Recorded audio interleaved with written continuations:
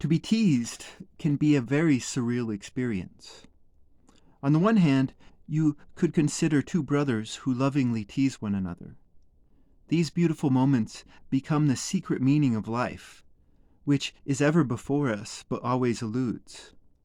When considering the meaning of life, we devotedly put on our serious face. We put on that cool face, the face with no emotion and no life. With the glorious dead face, we set off in search of meaning. How could meaning be so silly? How could meaning be so simple? On the surface, teasing can be very mean. Done in innocence, though, the meanness of teasing becomes transformed into loving pokes. The tickler is a meanie face, attempting to hurt you with laughter. What is funny about the teaser is that under a moral system that founds morality upon the idea of hurt, well, then the teaser must be condemned as a wicked one. This, of course, reveals the shallowness of a false morality, a false God. Thou shalt not tease. We all know that not all teasers nor all teased are alike. Think of the narcissist. To cut the chase, the narcissist is insecure. To tease and be teased in perfect harmony requires the death of ego. The narcissist is all ego. The narcissist is all ego because the narcissist has no ability.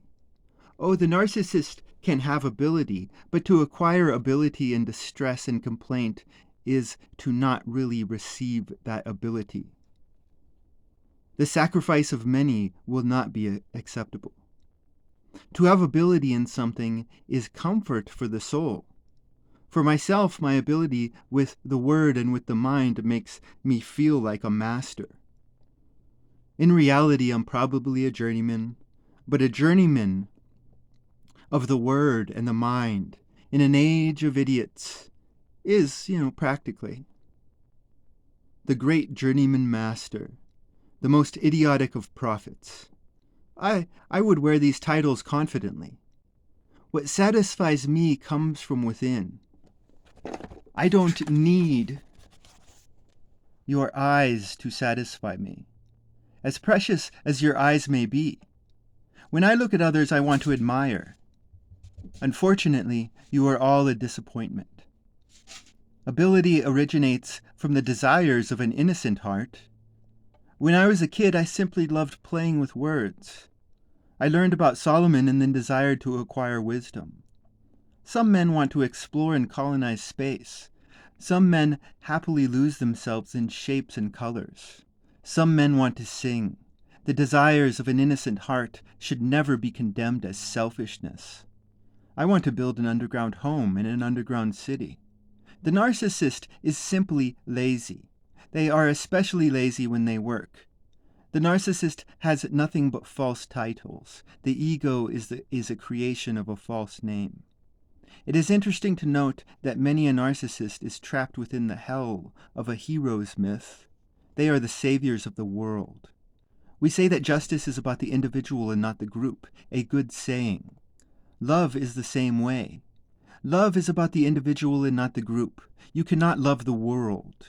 You can only love in the visceral flesh and blood of the now. You cannot love the world. The narcissist has a messianic soul disease. To tease a narcissist is to create an enemy.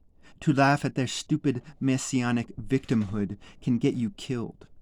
Therefore, a teaser should be very sober-minded and discerning. How many teasers have perished at the hands of a fragile ego? The teaser should fill his heart with fear. Teasing is only allowed in this sanctuary of the innocent, a place where jolly laughter can save your soul. My older brother, 2 years older, was malicious to me. He was always trying to get me to feel bad about myself and was physically abusive. He was an extremely manipulative male. He would hide his malice in teasing so that my parents could not see. Teasing can be done by a withered heart. To the senses, teasing all looks the same. Teasing can be done by the heavens or the hells, by the innocent or the toxic. The heart cannot be seen by the senses. In order to see the heart, you have to look under the covers. The heart is not the code. The heart is in the purpose of the program, that which is never but always coded. Teasing can be a garden of heaven or the horrors of hell. I have seen men in our day look at the socially awkward and call them cringe and creepy. The reasons that he is trying to break out of his shell could be many. He could be vain. He could be looking for friends. He could be a man of love or hate. Most like, a man is many or all to different degrees. That so-called battle within. No matter his intentions, the socially awkward man is brave. Even if a socially awkward man is a man of hate, a brave hater is more admirable than a cowardly hater. This socially awkward man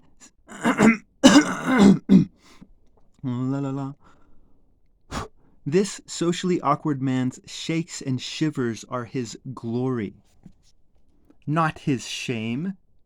How cringe and creepy is the man who shames bravery with malice? You can shame bravery with playful innocence. Do you see how surreal all this shit is? Surreality is the reality of the heart. Curse the man who shames bravery with malice. The heart cannot be seen with the eyes, heard with the ears, or tasted with the mouth. Only the eye can see the reality of a man. Only a true programmer can see the program's purpose. If you ever try to seek out the heart or the mind, then beware. It is a dangerous path to tread.